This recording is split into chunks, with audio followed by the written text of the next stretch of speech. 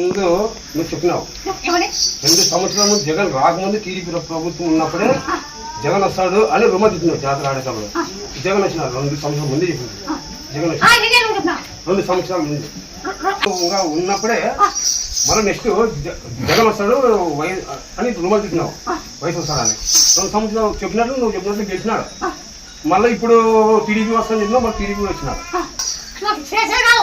నేను ఇంటి పబ్లిక్ నాకు జగన్ ఒకటి ఎక్కడనే ఒకటి ఎక్కడనే నాను ఎక్కడ బలం ఉంటే చెప్తా, నువ్వు ఎక్కడ బలం ఉంటే ఇక్కడ చెప్తావు. నాకు ఇల్లులే వాళ్ళే నాకు గెలిచినాక ఎవరన్నా నేను డైరీ చెప్తా. గెలిచినాక జగన్ నాకు రోడ్ వేసినారు, జగన్ రోడ్ వేసారు. గెలిచినాక ఏపిచ్చాను, రోడ్డు వేయించాను. నేను ముందే జగన్ వస్తానని చెప్పింది అమ్మా.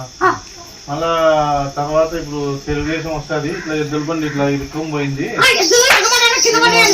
ఎక్కలేక మోకాల మీద పడినాయి, లేకుండా అని చెప్తాను. చెప్పను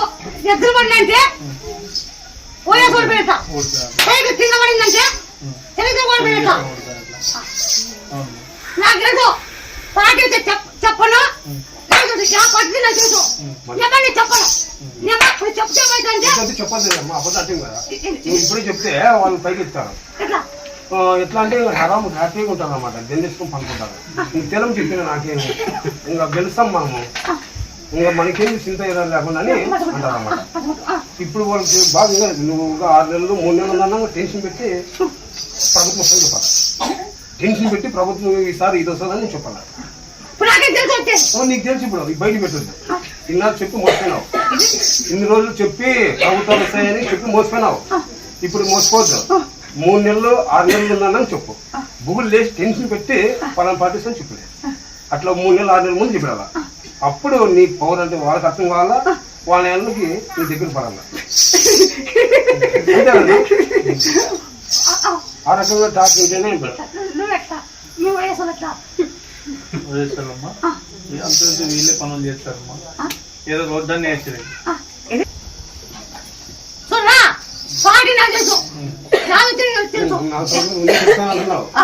4 సంవత్సరాలు ముందే చెప్తానంటున్నావు. అప్పుడు 2 ఏళ్ళ ముందు చెప్తానన్నావు చెప్పినావు, ఇప్పుడు 4 ఏళ్ళ ముందే చెప్తానంటున్నావు.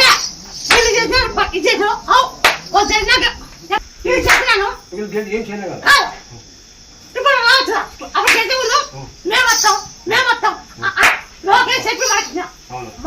మళ్ళా మీటింగ్ అడుగుతాను, మళ్ళీ అడుగుతానే మీటింగ్ కాకపోతే మనకి చెప్పినా